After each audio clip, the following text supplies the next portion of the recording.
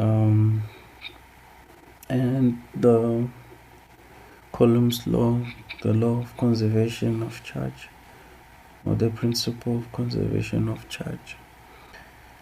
And yeah, so now we have to do some exercise, as I said in the previous video, that will continue with our exercises.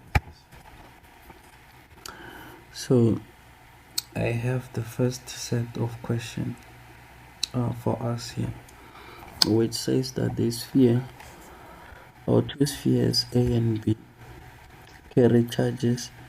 So the charges that they carry are positive 5 coulomb and negative 5 coulomb respectively, and then they said they are brought into contact and they are then separated.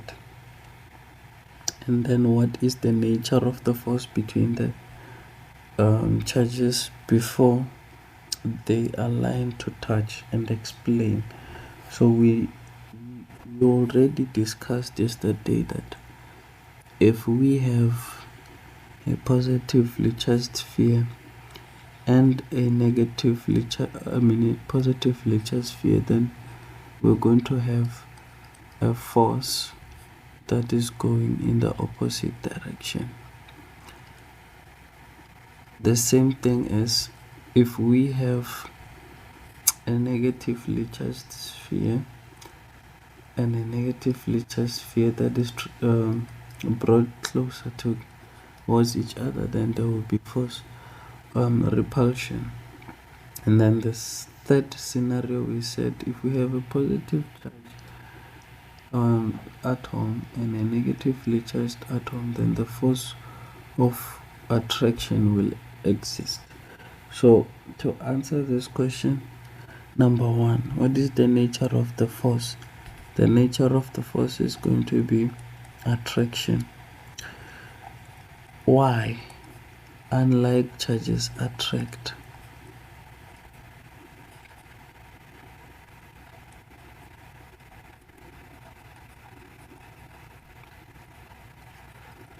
So here we have a positive charge and we have a negative charge.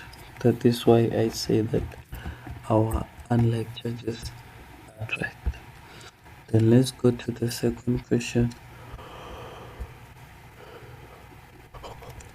In the second question, they're saying in which direction are electrons transferred during contact? So we need to look at this.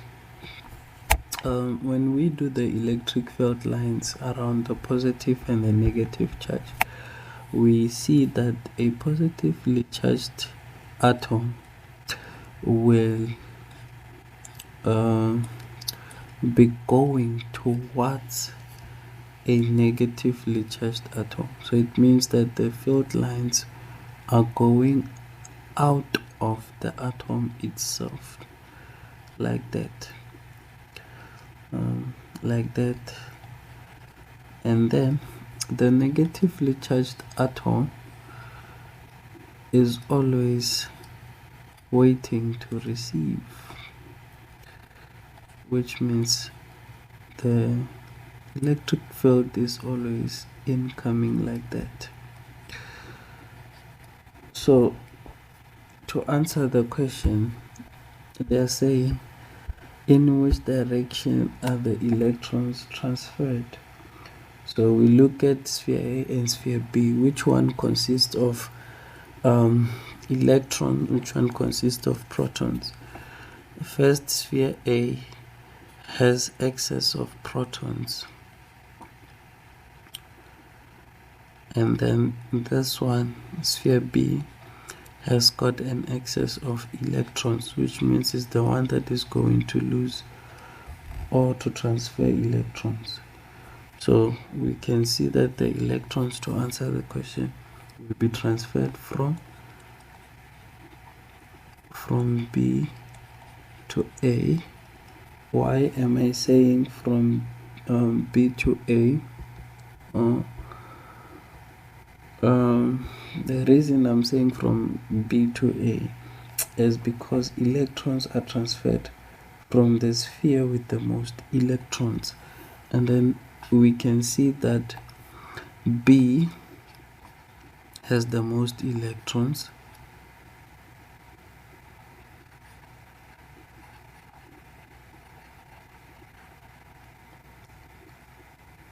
right, which are shared with A, right, which has less electrons.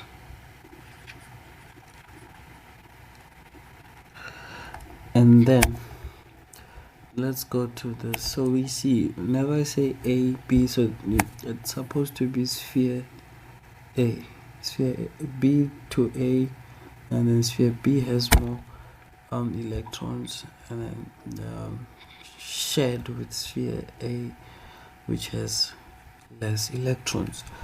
Then let's go to the third one. To answer the third question, they're saying, what is the total charge? Calculate the total charge in the system. So we're looking for the total charge in the system. I'm just gonna partly erase the I'm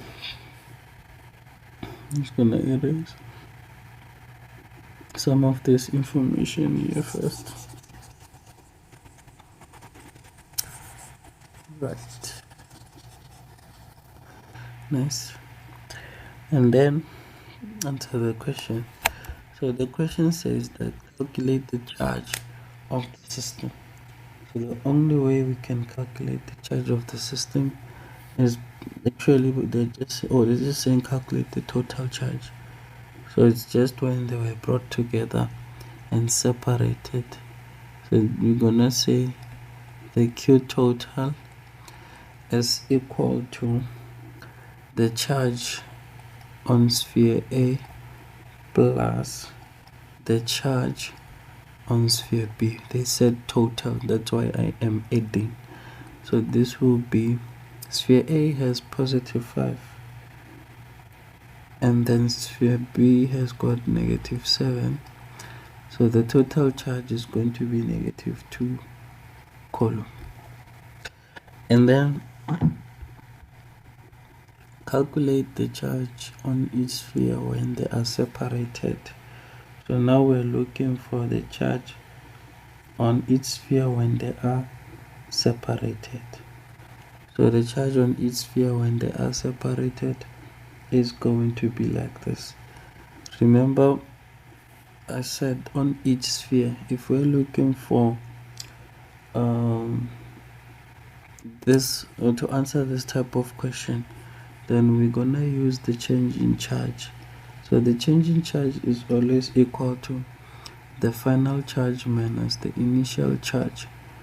And then in this case, what is going to be our final charge? Our final charge is going to be negative 2 divided by 2, which is negative 1 coulomb. And then our initial charge I'm gonna use, so for this one I'm gonna focus on sphere A, which means I'm gonna minus positive 5, right? And then this will give me negative 6 coulomb. So on sphere A, the charge on the sphere is going to be negative 6 coulomb. And then I think it's going to be equal for sphere B as well, because I'm going to say negative 1 and then minus 7, and then it's going to give me negative 6. So they will all have negative 6 upon separation.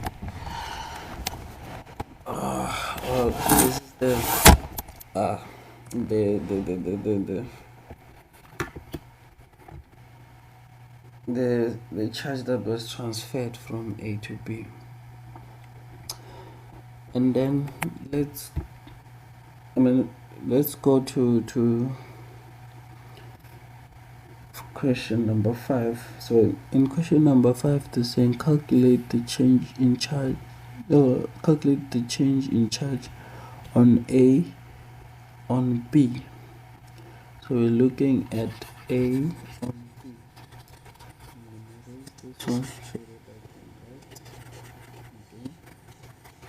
you can see how we attempt the question. So we're calculating the charge of A on B. So it means we're actually calculating the charge of B. So this is going to be the QF minus the Q initial. So the final charge, remember we said this -1, and then the initial charge on B is going to on A is on B is going to be -7. So we have what? -1 plus 7. This is +6 coulomb. So in this case, the charge that was transferred from B to A is +6 coulomb. And then let's answer the last question. To answer the last question, they're saying to us, calculate the total number of electrons transferred from one sphere to the other. We're looking at sphere A to B. In this case, we know B is the one that's negative, so it's B to A. So it means we must use the Q. We can say change in Q of B is equal to NQE. Remember, this is the charge electron. So the number of electrons is equal to the change in charge of B over the charge electron. We're looking at the change in charge. The change in charge is 6 over, and then the charge electron we said is 1,6 times 10 to the exponent -19. And then substituting that, how much does it give us? I'm just gonna do this on calculation, the calculator, so that I don't give you the wrong answer.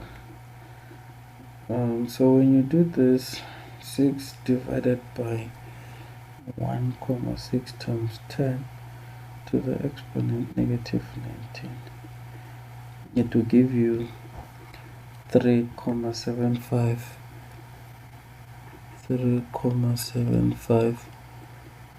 times 10 to the 19, and that is what we get. So this, remember, is the number of electrons. So you must end up your answer by saying electrons. And I think we've answered all the questions, which is the first questions. Let's go to the second set of questions. So whenever we go to the second set of questions,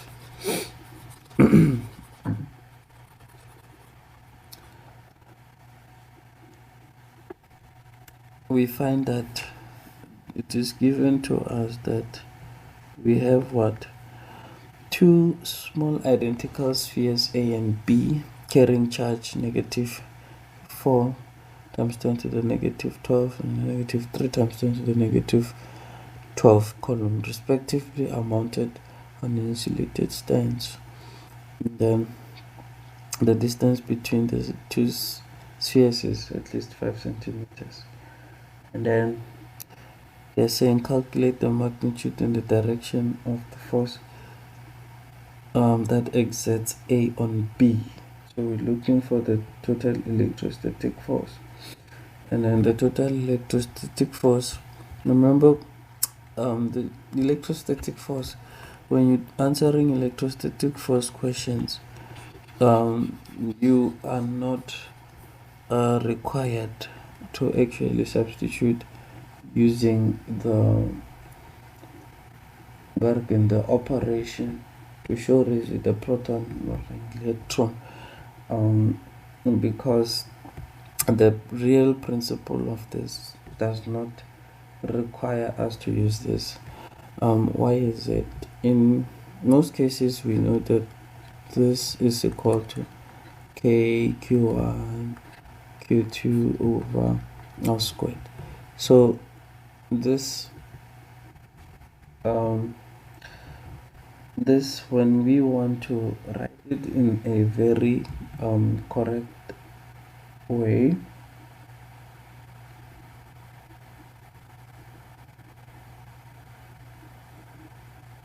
that we can explain why we don't have any positive, is that the electrostatic force will equal to the k into the absolute value of k1 and then k2 all over r squared, right? And then the value of k, sometimes you can find the true value of k, but we'll show you in another exercise. So but now we know that we're supposed to be using our charges that are positive. So either way, I'm gonna say the force that we have is equal to k q1 q2 over r squared, and I'm gonna substitute the values. So k, we know that is a constant, which is 9 times 10 to the exponent 9, and then the charge 1, I said, is 4. We're looking at the force exerted, the force that A exerts on B. So we'll start with the force B.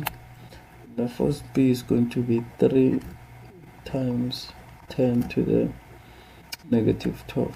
I mean the charge of B. And then the charge of A is going to be negative 4. So but we know it's going to be positive. 4 times 10 to the negative 12.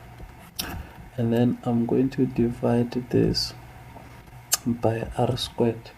So I must convert the centimeter into meters. And then how do we convert 5 centimeter to meters? We are going to divide by 100. So 5 divided by 100 is 0.05. So this will be 0.05 squared. And then let's do our calculations. When we've done our calculations, let's see how much we get. Okay, so when we do our calculations, we get 4.3 times 10 to the exponent negative 11 newtons. We're calculating a force. So what kind of force are we having? We need to look at our spheres, guys. Both our spheres are negative, so they are electrons. So being negative, is it going to be a force of attraction, or is it going to be a force of repulsion? So before, we need to look at the question itself, because we just answered it based on the first part of the question. They're saying sphere A is removed and makes contact with sphere B, and then it is then moved back to its original position. So the moment there is a force of attraction, you see that the two spheres were estimated to be positive and negative respectively. So in this case, there will be attraction, but these spheres, if we try to bring them in contact and they do not make contact, it means there was a repulsion, because the unlike charges the like charges will never attract. So my assumption will be there's a mistake here, where this is supposed to be positive charged and this was supposed to be negatively charged, but we'll see on the next question. So for now, I'm gonna say this is 4.3 times 10 to the exponent negative 11 Newton. And then what type of force is there? It's going to be force of attraction, because it was brought into contact. So I will say force of attraction. And then let's go to the next question. Calculate the new charge on its sphere. So here we'll be using the quantization of energy to calculate the charge. The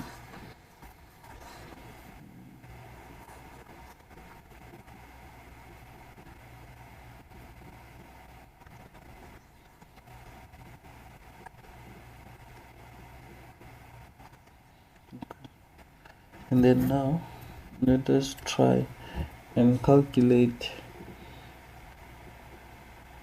They're saying we must calculate the new charge after separation.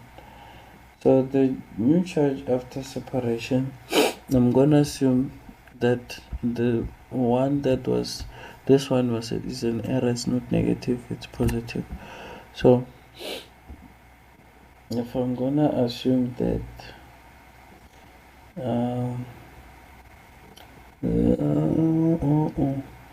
I'm gonna say that the Q net is equal to Q1 QA plus QB over 2, because there are only two spheres.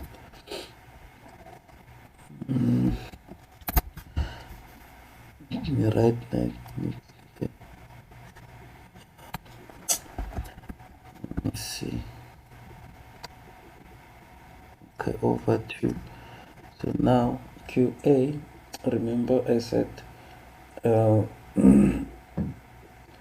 I'm gonna write it as a positive 3 instead of a negative 3. Okay, QA, it's negative 4, so I'm just gonna say negative 4 times 10 to the exponent negative 12. QB, I'm gonna write it as a positive 3. No, there's a plus there, times 10 to the negative 12 all over 2. And then I'm gonna have to calculate the charge separation. So for me to do that, I'm going to say negative 4 times 10 to the exponent of negative 12, and then 3 times 10 to the negative 12, and then divided by 2. So there's supposed to be a plus there. So the answer I'm getting is negative 5 times 10 to the negative 13. So the answer after separation is negative 5 times 10 to the negative 13 coulomb. And this makes sense because they wanted us to calculate the new charge on each of the spheres after separation. So after separation, each sphere is going to have at least negative 5 times 10 to the negative 13. So they say, how does the magnitude of the force that sphere A exerts on sphere B change? So we can clearly see that sphere B increases. So if we are going to answer the question, how do we know that sphere B increases? The sphere A has negative 4 times 10 to the negative 12. So in terms of the magnitude of the force that A exerts on B, then we are going to have an increase on A from negative 4 to negative 5, and then we're going to also have an increase on B from positive 3 to negative 5. So I say an increase because it moves from a proton to an electron, and that is what we need in this case, the sharing of electrons amongst them. So